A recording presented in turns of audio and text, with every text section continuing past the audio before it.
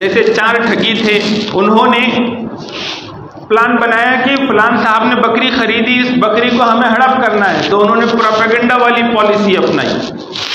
4 रास्तों पर 4 खड़े हो गए, अब ये बकरी लेकर आ रहे हैं जनाब, तो पहला ठगी मिला, उसने सलाम कलाम के बाद पूछा कि ये कुत्ता कहाँ ले जा रहे हो? उसने कहा कि भाई ये कुत्ता नहीं है, ये तो बकरी है। फिर वो बातचीत होकर आगे निकल गया। दूसरे ने भी इसी तरह से खैरियत पूछी और फिर कहा कि कुत्ता कहाँ ले जा रहे हो? अब उसको थोड़ा सा डाउट हुआ।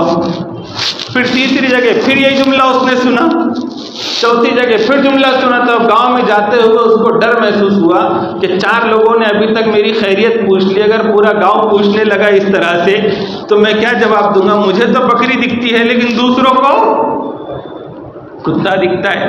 तो उसने बकरी छोड़ दी। ये ठगियों ने उसको बड़ी आसानी से। तो आज मीडिया के जरिए से, हर जराए से ये घर घर में बात बार बार रिपीट की जा रही है कि इस्लाम औरतों पर जुल्म करता है।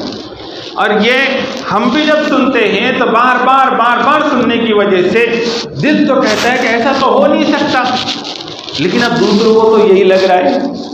तो ये सोचकर कभी औरतें भी ऐसी समझने लगती है कि हम पर जुल्म होता है, मर्द भी ऐसा ही समझते हैं। और जो अल्लाह ने रहमत वाला दीन हमें दिया है, जिसमें सरासर रहमत है, उसको हम खैर बात कह देते हैं। अल्लाह ताला मुझे और आपको सही समझ अता फरमाए। वाखिर दावाना अल्हम्दुलिल्लाहि रब्बिल आलमीन।